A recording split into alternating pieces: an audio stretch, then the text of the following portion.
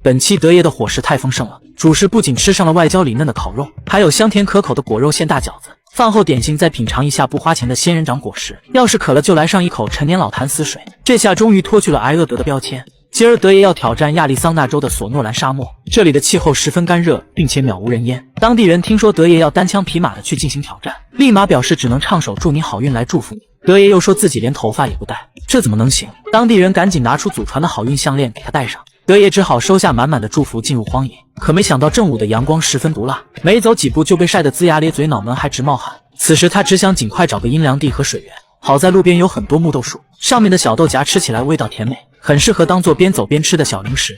走了大半天，一点水的影子都没见到，简直把德爷累惨了。随即便找了块背阴的大石头坐下来，但干坐着也不是办法。德爷干脆利用石缝中长出来的龙舌兰制作裙子，水可以不喝，但舞必须得跳。就这样等到太阳下山，德爷才真正的松了口气。可太阳下山也就意味着离天黑不远了，因此生火才是头等大事。新的地方就要用新的生火方式，德爷也不用钻木取火了，改用火力生火法。沙托百合的花梗很适合用于摩擦生火，德爷虔诚地跪在地上快速摩擦2块沙托百合，效果立竿见影，火星子很快就被造了出来。接着放进火绒里轻轻一吹，火焰就升了起来。这算是今晚的第一道保障了。眼看到现在一滴水都没喝上，又到了晚饭时间，德爷抽空摘了一些仙人掌的果实。这种果实富含水分，可以缓解一下饥渴，吃起来就像黏黏的小黄瓜。随着天色渐黑，德爷也没心情搭建住所了，用收集来的杂草铺在地上，将就着度过了第一晚。趁着早上还很清醒，德爷环顾四周，开始对周围地形分析的头头是道。那些深绿色的树木就说明那里有一个山沟，而山沟里则可能有水。德爷信心满满的穿过植被荆棘，却发现山沟里除了沙子就是沙子，现在只能寄希望于最后一个山沟了。远远就能看到蜜蜂和黄蜂飞来飞去。德爷摸摸下巴，看起来有戏。等走上前一看，好家伙，这要是有密集恐惧症，恐怕得当场晕过去。一天一晚没喝水的德爷也管不了那么多，直接用手拨开上面的浮漂就喝了个饱。水潭旁边一只蟾蜍正虎视眈眈地和德爷对视。别看这种沙漠蟾蜍个头大，表皮却含有剧毒，吃了会导致严重的幻觉。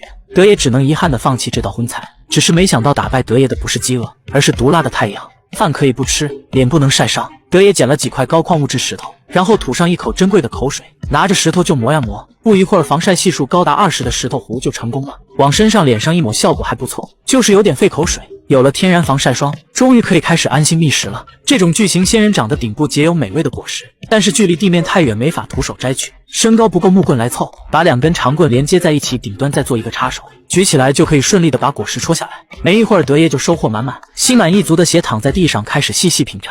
吃不完的还放到岩石上晒干，以防后面找不到食物。看来德爷已经做好了饿上1周的准备。第二天醒过来的德爷发现天边有云聚集，预示着有雨的到来。德爷只好把搭建庇护所当做今天的首要目标。藤蔓仙人掌的树干既有弹性又不容易折断，德爷轻轻松松就搭建出了帐篷框架，然后盖上一层沙漠金雀花，实用又好看。果不其然，一整晚都在电闪雷鸣，德爷被吵得睡不着觉，还要担心暴雨带来山洪。新的一天顶着2个黑眼圈就起床了，却发现因为昨晚的降雨，小小的石臼里竟装满了水。德爷找了根中空管子，就像喝娃哈哈一样，咕噜咕噜喝了个爽。喝完之后还搬来石头盖住，减少水分蒸发。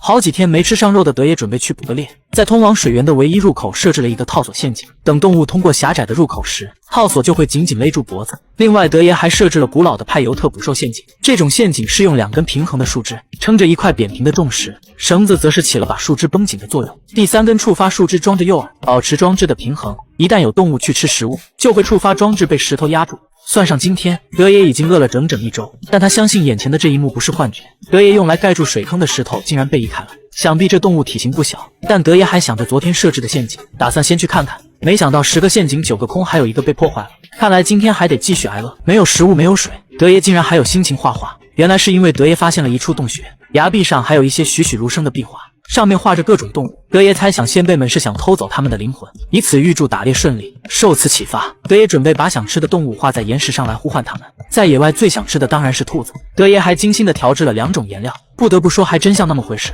回到营地，德爷搬来最大的一块石头，以水为诱饵设置了一个机关，为了让兔子有来无回，德爷甚至还上手实验，等手都磨出了血，最佳的角度也设置好了。接下来就是守株待兔。又是新的一天，德爷忐忑不安地去查看陷阱，要么吃上野兔烧烤，要么继续饿上这最后一天。等小心翼翼地掀开石块，好家伙，里面竟然有一只臭鼬！德爷激动地大叫，赶紧把石头又盖了回去，生怕到嘴的肉飞了。这绝对是他来到这里以后笑得最开心的一次。没想到最后一天还能吃上一顿大餐。先把臭鼬从陷阱里拖出来，用石头砸晕，然后坐在一旁扒了皮，最后用木棍串好架到火上炙烤。荤菜是有了，德爷打算再做点主食。出门收集了大量木豆树的豆荚，然后放进石臼里用石头磨成粉，接着加入适量的水就可以揉成面团。这种时候一定要有耐心，反复的揉捏，口感才会更筋道。德爷今天心情好，一口气做了5个小面团，把小面团擀平，里面再包上仙人掌果派，最后放入篝火中烤上40分钟，完美的果肉馅大饺子就做好了。加上烤的酥脆的臭鼬，饿了9天的德爷恨不得连骨头都吃下去。